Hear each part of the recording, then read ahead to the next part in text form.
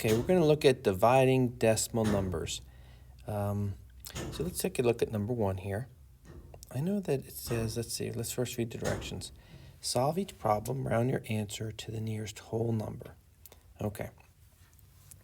So I know that sometimes when I divide decimal numbers, I need to move my decimal points. Do I need to move my decimal point in this problem? Okay, for number 1, very good. Number 1, you're not going to have to move your decimal point. Now, why is it that I don't have to move my decimal point? Okay, excellent, right. So as long as your outside number is a whole number, you don't have to move a decimal point. So we're going to go ahead and we're going to solve this problem. So I'm going to use the partial products. And I'll be thinking about my 6 times tables because that's my divisor. When I think about this problem, I'm going to start off by estimating. I know that 6 times 1 equals 6, and that's close to 5.635, but it's greater than that. So I know my answer is going to be less than 1, right? So my quotient is going to be less than 1. So I'm just thinking in my head, when I have to put my decimal point, it's going to be very close to 1, but it's going to be less. So now I'm going to ignore my decimal point, right? I'll just go ahead and I'll block it out. Right, I can even just block it out. And so now I'm going to look at my problem. I'm going to say, what's my first division problem going to be? Okay, very good. It can't be 5 divided by 6 because 5 is smaller than 6. So we got to look at the first 2 digits, and we want to do 56 divided by 6. So what is going to be the first digit? What's my closest times table for 6 to get to 56? Okay, excellent. If you said 9, you're absolutely correct. Now, how many zeros do I need to add behind that 9?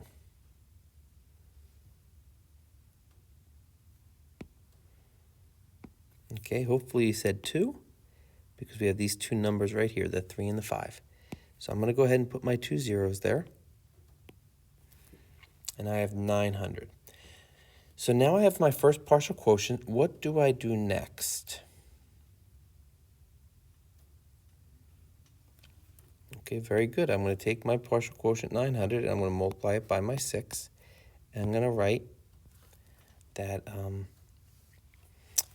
that product underneath here. So 9 times 6 is 54, and I have 2 zeros.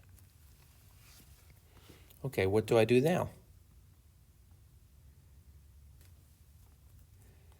All right, absolutely. Now I subtract. Very good.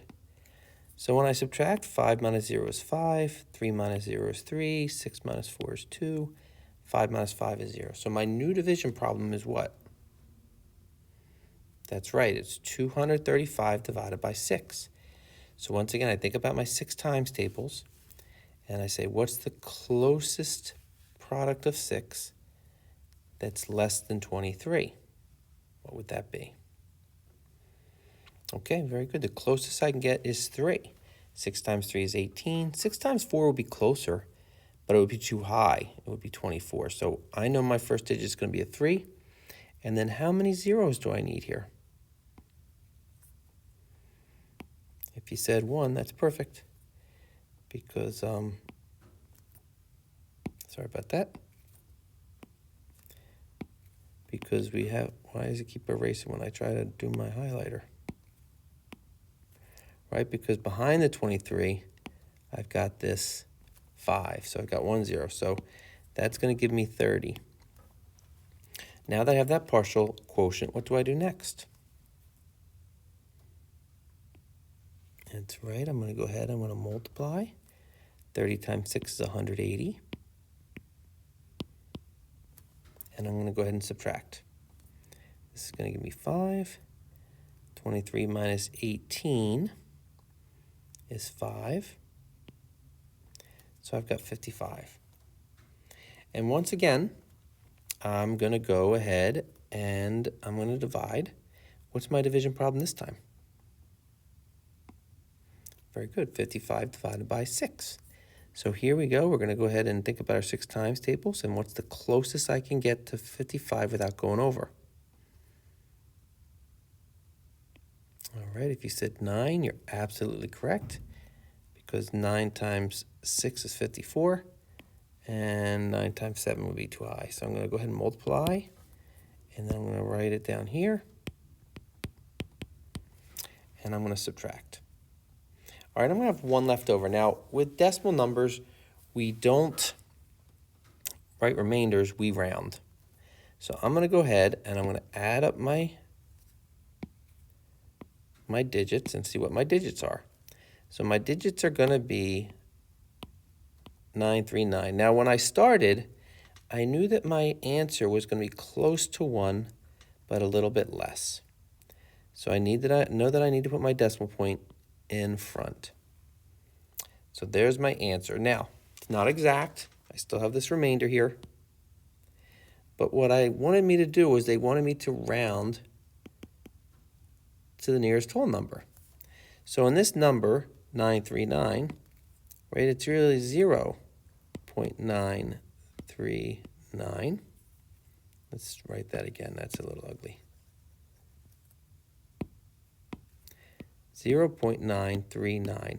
So rounding to the nearest whole number, I've got a 0, that's my whole number, and my boss is a 9, and the boss is a mean boss.